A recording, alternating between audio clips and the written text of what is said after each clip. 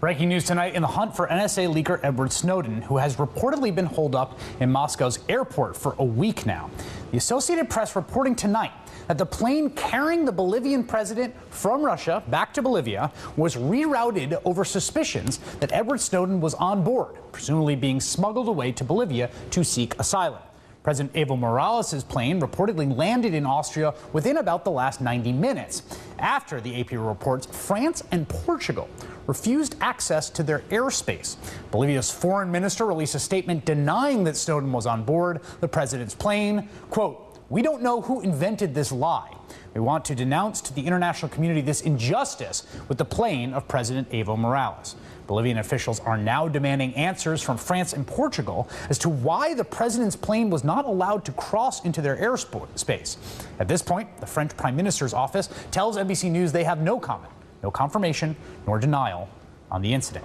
Joining me now on the phone from Rio de Janeiro, Brazil, is Glenn Greenwald, columnist on civil liberties and U.S. national security issues for The Guardian newspaper. Glenn, of course, broke the Edward Snowden story in The Guardian. Glenn, my first question is what your reaction is to this kind of remarkable series of events. I have never heard of an example of a plane carrying a head of state being denied access to airspace by other countries that were not in some kind of active hostilities with that nation.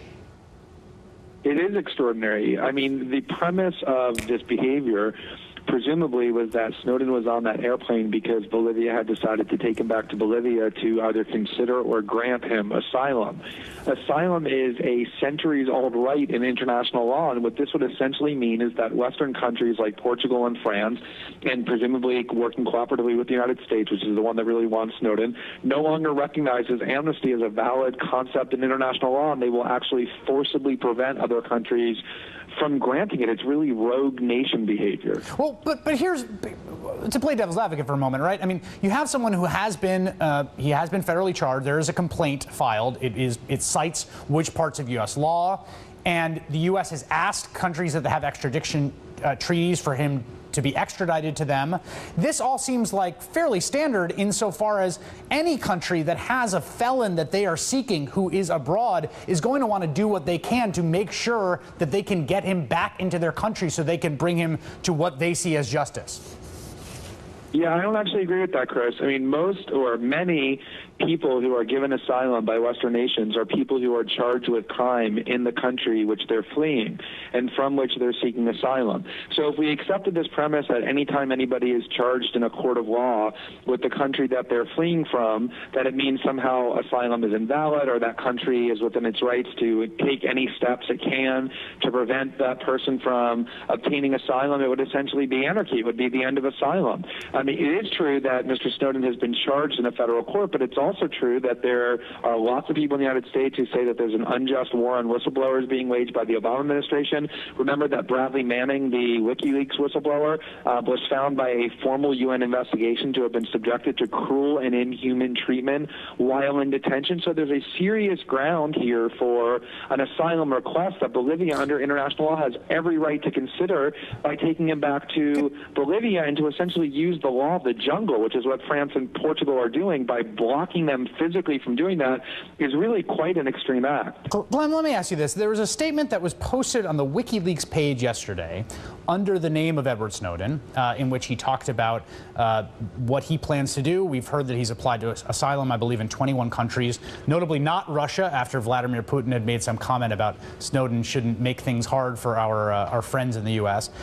When you read that statement, you have talked to Edward Snowden. You spent about as much time with him as anyone that I personally have a connection with or have talked to. There were a lot of people who felt like the syntax and the voice of that statement did not sound even like a native English speaker. And I'm just curious, when you read that statement, what your reaction was to it. Of course, I'm being speculative here because I don't actually know who wrote it or who influenced it. It seemed to me like the core ideas were very much consistent with how Edward Snowden thinks, but that it was sort of flavored with some person who isn't Edward Snowden. I think all the world really knows about him in terms of how he expresses himself is the video, that Laura Poitras made of my interviewing him.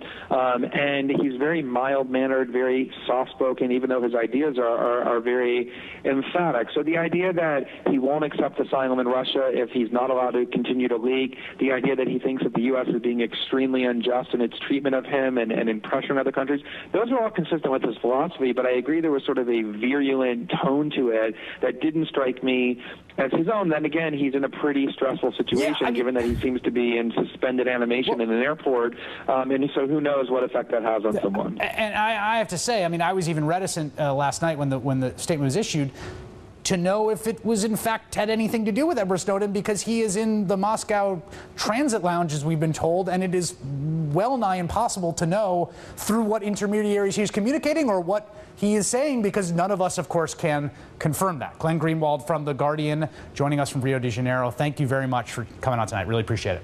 Thanks, Chris. Appreciate it. All right. You know the website where some guy posts grocery lists he finds?